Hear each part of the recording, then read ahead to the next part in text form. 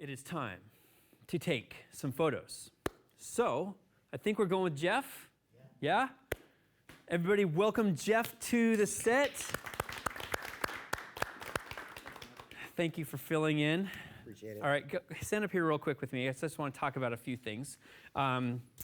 So Jeff is wearing jeans, he's wearing black shoes, he's wearing a black shirt, and I say all these things because I want to register mentally what I'm working with here. Typically, Jeff and I would have worked together before this to set a wardrobe. Fortunately, Jeff came prepared today because he knew this was all about dramatic portraiture, so he's wearing black. One of the things I also notice, turn towards the camera a little bit, we have a red stripe coming down here. Okay, it's just there. I just need to recognize that. If it was a white strip, well then I have to think about exposure and not blowing that out. But overall, what's going through my mind now is, okay, I know he's wearing black and I know we've got black backdrops, so I'm gonna have to work today to try and separate him visually from that backdrop. Otherwise, literally this whole portion of his body just it gets absorbed into the background and his head pokes out, and that never quite looks right. So let's see, what else? He's wearing jeans. He's got pretty groovy jeans. I like his jeans. You always come well prepared with your jeans, so good job today. And I may or may not want to include those in our photos. We're going to do a full-length photo later on, but they're going to work out just fine. The next thing I'm looking at is his hair and his face. Nice hair today. Good job. Do contrast with the black shirt. Yeah, good job. Excellent. So I'm just seeing if I need to worry about that from a lighting perspective, right? Do I need to separate his hair from the background? If he was a blondie, then I don't have to work so hard at it. But since his hair is pretty dark, I may have to do something with his hair. So I think we're ready. All right, cool. Grab a seat on the stool there. You want the Apple box? Sure. Okay.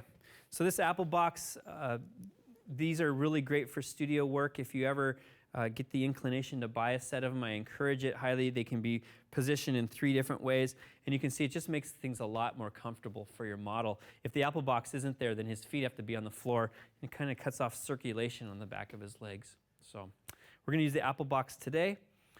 And now what I'm doing is I'm positioning him from a distance perspective. I want to position him, the first shots we're going to take are actually very close to the background. And then we're going to move him a little bit farther away and then really far away, just so you all can see what it looks like, how we can kind of manage the light. Let's see, to do this first one, I think what I'll do is I'll use an umbrella because that's kind of the most ubiquitous lighting modifier we have out there. And I'll use my big honking umbrella, my favorite one.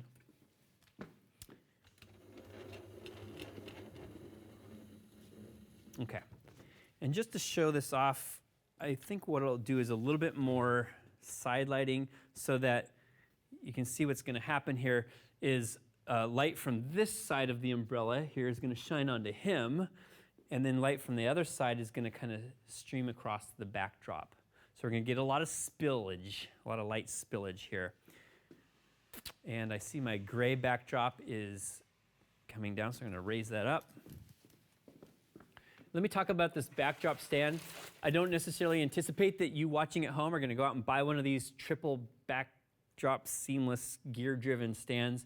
I just have it here today because it makes things a lot easier to teach and to move quickly inside the studio. Okay, I'm going to have you actually move back as close as we can get here to the background. All right, excellent. Okay. Start my tethered session on the computer.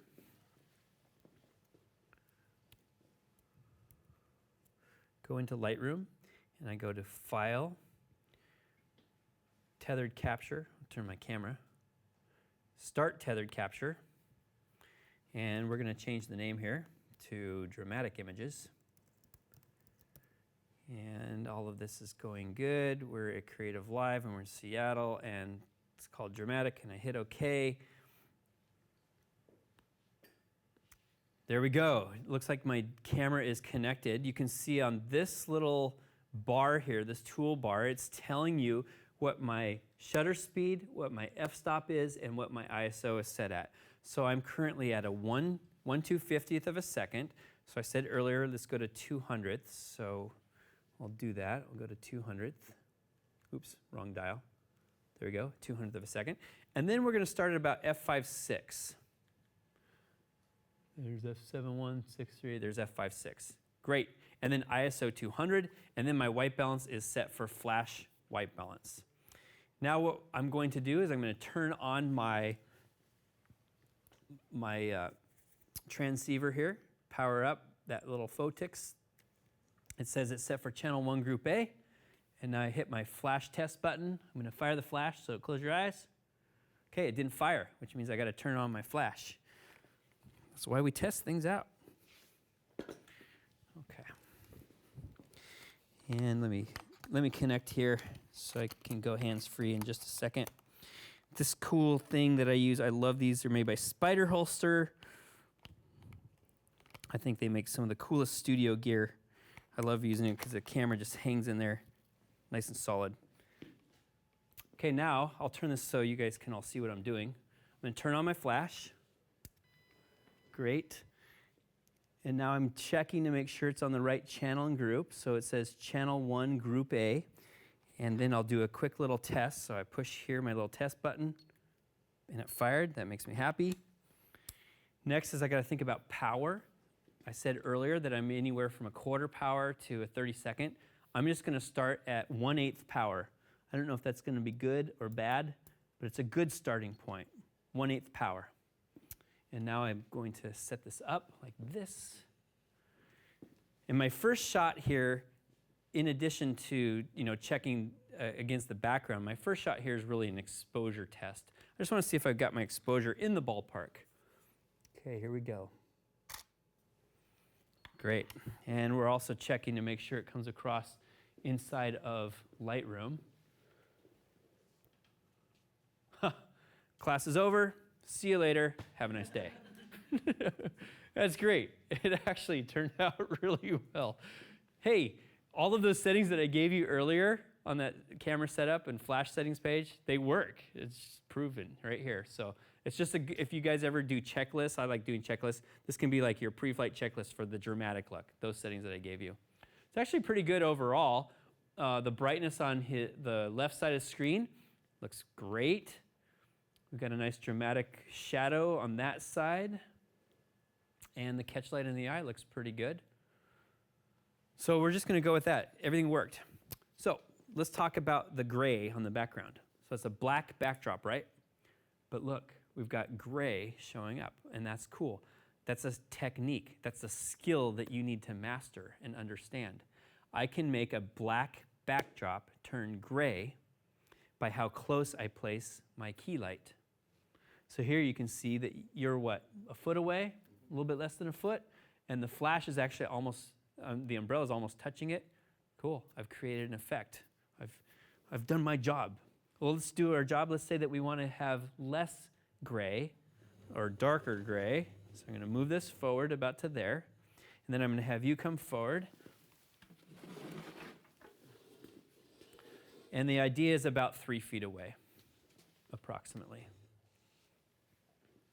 Okay, that looks good. Here we go, nose down a little bit. Great. So we moved him about 3 feet away. Everything else is the same flash power, same energy overall. Okay, so the background's getting a little bit darker. Excellent.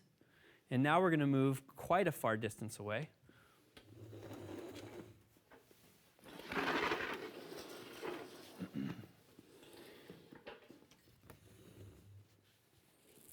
Okay, that looks good. Notice I'm keeping the flash about the same distance from him all the time.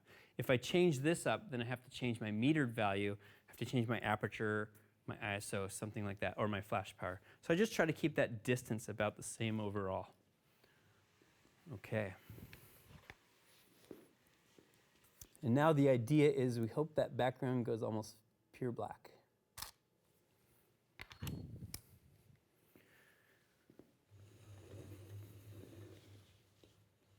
Okay, good. I'm going to zoom in just a tiny bit. So we are getting a lot of spillover. Go to E, and let's crop that just a tiny bit here, just to get rid of the distracting elements on the sides, just so you can see the photo alone. Back there. Okay. Why is the background not completely black yet? Well, like I said earlier, an umbrella tends to send the light everywhere. You don't have a lot of control over where all that light goes. And in this studio here today, where we're at, the ceiling and the walls are all white as well. So we got light reflecting and bouncing all around this room. So that's good. It's very instructive for us to see that and to understand it, so that now when we choose our other lighting options today, maybe we go with more of a softbox or something with the egg crate inside of it to really direct that light and to prevent it from spilling over.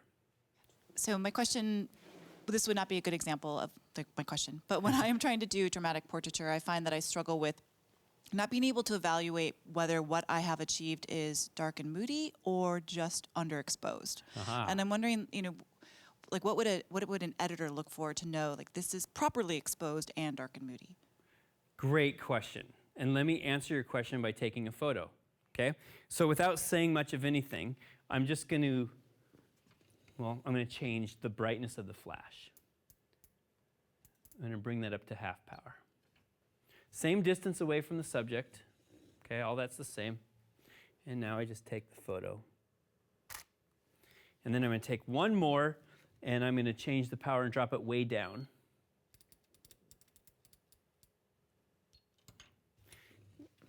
It's an excellent question, by the way.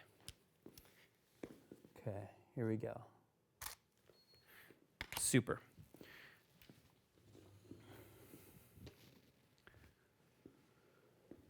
Let's now go to grid here, and I will select picture 1 to picture 3. And actually, come on, brain.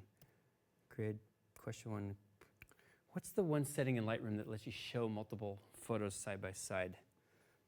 Having a hard time remembering. Oh, there it is. Sorry, cut you off, but I got it. So let's look at those 3 images. Photo on the left is properly exposed. Would you agree? Ish? Just say yes. Oh, yeah. Okay, good. And the photo on the right, I would say, is overexposed. And the photo in the bottom is underexposed. Okay, now I use those terms not to indicate the quality of the image or the correctness of the image. Rather, I use those terms just to say that's fact. The photo on the left is a middle exposure. The photo on the right is it's overexposed. It's over middle. And the photo on the bottom is under middle. Which one is correct, though? Well, that's up to you to decide, okay? So I understand your question, and I know I'm kind of beating around the bush a little bit here, but maybe what you want is everything overall to be dark and moody, like some fantasy movie. I'm imagining orcs running through, the landscape with battle axes, and maybe you want that look. In that case, that's a pretty good look because you've achieved your goal. What's that going to look like when you print it? Well, it's going to be really dark. And I'm not saying that this is a bad photo. It's a certain look. So the answer to your question is, if it achieves the look that you're after, then that's the right exposure. This is a correct exposure overall on his face. I'd say that's about right. Maybe it needs to be ever so slightly brighter. Maybe like a quarter of a stop, a third of a stop brighter for his face. That's what we're looking at. You're always judging off of the person's face. I would say that's blown out. That's incorrect. We're not going to be able to do a whole lot with that. Maybe we convert it to black and white to get some special fancy effect. But for a color photo, I've lost all the color detail and data there.